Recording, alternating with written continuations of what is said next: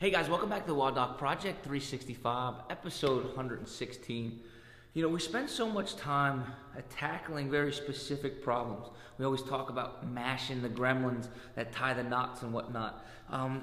You know, through the last couple of days, or last 2 weeks, I've been doing a bunch of competitions. And during competitions, in general, they tend to be lower extremity killers because of the amount of explosive activities that happen during them.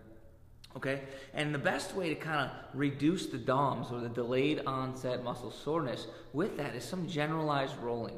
Now, the difference between the specific rolling techniques that we do during many of the episodes before us and what I'm going to show you today, I mean, technique-wise really is nothing.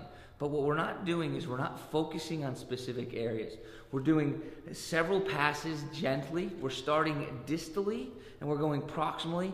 And all we're trying to do is influence circulation and soft tissue stimulation. What I mean by that is just kind of like stimulate the tissue around it. It kind of works like rubbing the skin will kind of dull the sensation.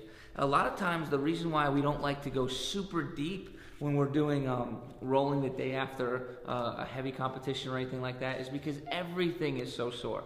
So if you use the rule of find the 10 or whatnot, and then cut that in half, you're going to be there all day and literally be rolling for hours at a time because everything is a 10. So I'm going to go through a quick, it takes about 2 minutes, lower extremity flushing technique used with the roller. So here's what it's going to look like. We're going to start distally, like I said, right? Because we want to stimulate blood flow up towards the heart. So we start, and we're going to start in the calves. We're just going to go straight in the calves. And all we're going to try to do, okay, like I said, it's a very light mobilization. And all we're going to try to do is get 3 to 5 passes. Once we do that, we're going to move right on to the next muscle, okay? Hit the outside of the calf. And we're going to, again, do 3 to 5 passes. I'm only going to show you with one leg just to create, or just to dull down some of the time there. And once I hit that, I can take both feet, turn them in. So I hit the outside of the calf, the back of the calf, and now I'm going to try to hit the inside or the posterior compartment of the calf. Just going to turn that in right there again. Get 3 to 5 on this side. Notice everything I just did was with this right leg. I can then come up. I'm going to hit the anterior compartment of the calf right here. Again, 3 to 5 passes. It's going to be super quick. And the weight varies, okay? 2, 3, 4, 5. From right there, I can come down, work my way down, and now I'm just going to get my quads, both quads right here. Once I get both quads and I turn, I'm going to turn to the outside.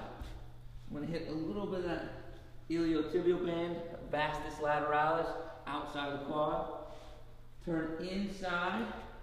Let my side of my body kind of hang off the roller. I'm going to be able to get adductors as well. Make sure that you get all the way and the whole length of the muscle. These are parts that are going to be probably more sore than others. So again, moderate the pressure as necessary. So I got that whole posterior chain so far, or anterior chain. Lower leg, back of the calf, work my way up to the quad. Now I got to get the hamstrings, okay? So I'm going to work both hamstrings. Works on my flexibility as well. Once I get hamstrings, come up, spend some time on each butt cheek, getting the glutes. Once I finish with glutes, bring my leg up, get a little piriformis stretch in there. It'll tighten up that posterior hip complex as well. And we're going to top the rest of it off, since lower extremities are connected to the back, just a little bit into the LS erectors, so lumbosacral area and lumbar spine erectors, okay? So that encompasses pretty much your whole entire body, and I don't think it took me much more than 2 minutes. If you're only looking at 3 to 5 passes in each location, you're not being very specific, and you're not trying to turn 10s into 5s. You're just doing a generalized rolling program to help stimulate blood flow, starting distally, going proximally, to influence circulation towards the heart, and kind of aid your lymphatic system. Guys, until tomorrow, we're optimizing function to optimize performance. Have a great night.